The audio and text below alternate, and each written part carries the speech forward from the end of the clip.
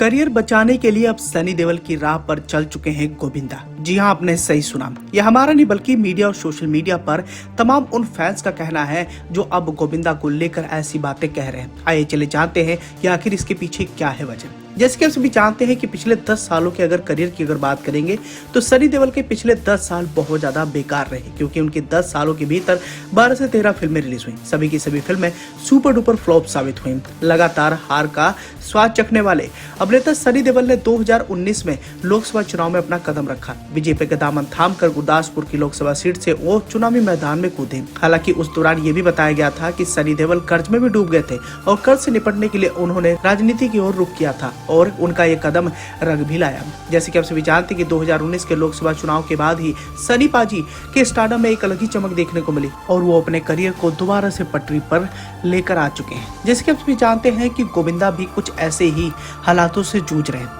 और गोविंदा भी पिछले करीब 10 से 15 सालों से लगातार फ्लॉप का स्वाद चख रहे हैं, लेकिन उन्होंने सनी देओल की राह चुनते हुए अब राजनीति में दोबारा से आने का फैसला लिया है। दोबारा हम इसलिए कह रहे हैं क्योंकि आज से तकरीबन कई साल पहले 2004 में उन्होंने कांग्रेस की टिकट पर लोकसभा चुनाव में अपना कदम रखा था और उस दौरान भी उन्होंने जीत हासिल करके अपने फैंस को एक बड़ा तोहफा दिया था। लेकिन सनी देओल की तरह वो कई सालों से लगातार फ्लॉप का स्वाद चख रहे हैं। ऐसे में अपने करियर को दोबारा से बूस्ट देने के लिए अभिनेता गोविंदा ने दोबारा से राजनीति की तरफ रुख किया है और उन्होंने एकनाथ शिंदे की पार्टी को ज्वाइन करके 2024 में होने वाले लोकसभा चुनाव के लिए बिगुल भी बजा दिया है। अब देखना वाकई दिलचस्प साबित होता है कि गोविंदा को क्या वाकई एक बार फिर से जनता चुनकर अपना प्रतिनिधित्व चुनती है या फिर नहीं।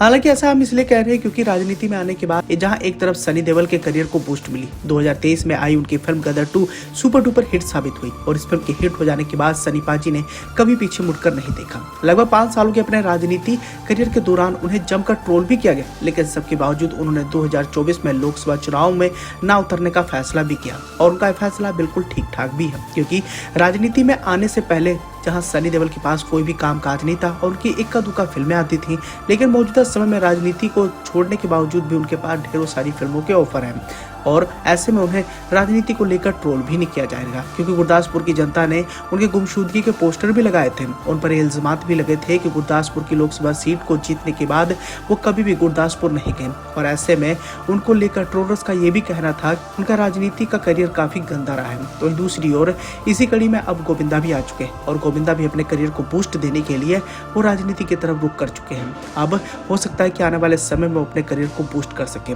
क्योंकि 2019 में आई रंगीला राजा को करने के बाद वो खाली हाथ घर पर बैठे हुए और उनके पास कोई भी फिल्म का ऑफर नहीं। अब देखना वाकई दिलचस्प साबित होगा क्या गोविंदा राजनीति में आने के बाद दोबारा से फिल्मों की तरफ रुख करेंगे या फिर नहीं।